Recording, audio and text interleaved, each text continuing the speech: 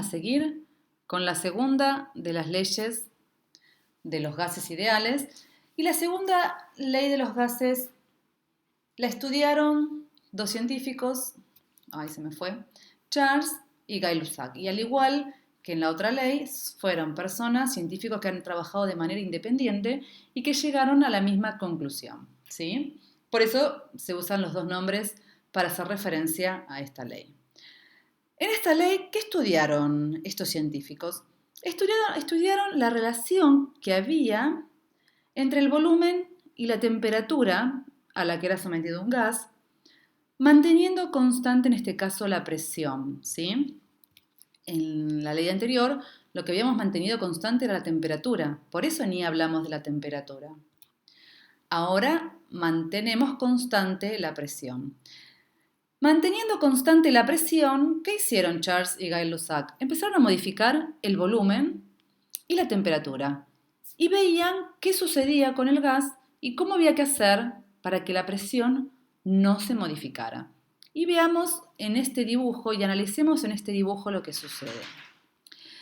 Yo en este dibujo tengo un gas, ¿sí?, a cierta temperatura, en este caso dice 600 Kelvin. Recuerde que Kelvin es la unidad que vamos a utilizar para trabajar en fisicoquímica. Y si bien acá tenemos el volumen en litros, vamos a trabajar los ejercicios en centímetros cúbicos, ¿sí? Esto es una aclaración aparte que les doy para que vayan mentalizándose que todos los números o los valores o las unidades de volumen las van a tener que pasar a centímetros cúbicos. Bueno, cierro paréntesis y seguimos con el análisis de la imagen esta. Acá tenemos un barómetro que nos está midiendo la presión. Dijimos que la presión es constante, entonces esta flechita de acá no se puede mover. Bien, el estado inicial del gas es este. Este es el volumen a esta temperatura. ¿Qué pasa? ¿Qué pasa si yo achico el volumen? ¿Sí? Miren, pasamos de 1 litro a la mitad, a 0,5 litros. ¿Qué pasa? ¿Qué pasaría si no interfiero con la temperatura? Acá las partículas se están moviendo a una velocidad constante, ¿sí? Chocan con las paredes del recipiente y marcan una presión. Ahora, a esas partículas, si se siguen moviendo a la misma velocidad acá, como tienen menos espacio, la presión indefectiblemente sube, porque vamos a registrar más choques porque hay menos lugar. ¿Cómo hacemos para que la presión no suba? ¿Qué tendría que suceder para que la presión de acá sea igual a la que había acá? Claramente, y si estamos hablando de que estamos trabajando con volumen y temperatura, lo que tenemos que modificar es la temperatura. Si miramos los números, vemos que la temperatura en el estado inicial, que era de 600 Kelvin, pasó a 300 grados en el estado final. Se redujo a la mitad. Y a ver si podemos razonar esto. Yo achico el volumen. Si achico el volumen y las partículas se siguen moviendo a la misma velocidad, vamos a tener a contabilizar más choques, ¿sí? Lo que tengo que hacer es precisamente frenarlas un poquito estas partículas. ¿Y cómo las frenamos? ¿Qué tenemos que hacer para frenarlas? Tenemos que bajarles su energía, reducir la energía de esas partículas. ¿Y cómo reducimos esa energía cinética, esa energía del movimiento? Precisamente con la temperatura. Si yo bajo la temperatura del sistema, si yo bajo la temperatura de este gas, las partículas se van a mover más despacio. Entonces, si se mueven más despacio, van a tardar más en chocar contra las paredes del recipiente. De este modo, si yo achico el volumen, tengo que bajar la temperatura. ¿Para qué? Para que la presión se mantenga constante.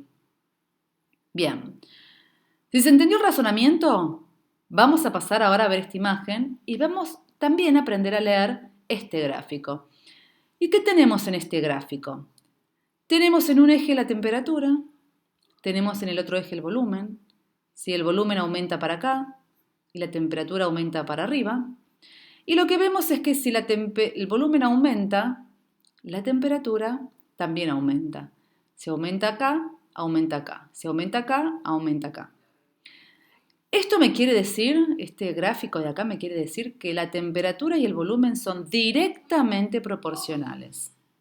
Directamente proporcionales. No como vimos en la ley anterior que eran inversamente proporcionales. ¿Por qué son directamente proporcionales? Porque si sube una, la otra también sube. Si sube el volumen, sube la temperatura. Si baja el volumen, baja la temperatura. ¿Y por qué baja la temperatura? Porque tenemos que mantener constante la presión. Si yo no bajo la temperatura, cuando reduzco el volumen, la presión va a aumentar. Así que tengo que bajar la temperatura cuando reduzco el volumen para que la presión no aumente. Y dijimos que era directamente proporcional precisamente porque suben en la misma proporción. Miremos estos números de acá. Si la temperatura era de 600 Kelvin y el volumen de 1 litro, si yo achico el volumen a la mitad, 0,5 litros, que es la mitad de 1, ¿sí? La temperatura también se tiene que reducir a la mitad. ¿Para qué? Para que no varíe la presión. Bien, una vez entendido el razonamiento físico, ¿cómo se representa matemáticamente esta relación entre el volumen y la temperatura? Cuando hablamos de relaciones directamente proporcionales, lo que tenemos son divisiones, ¿sí? Entonces, esta es la ecuación con la que vamos a resolver los ejercicios aplicando la ley de Charles y Gay-Lussac.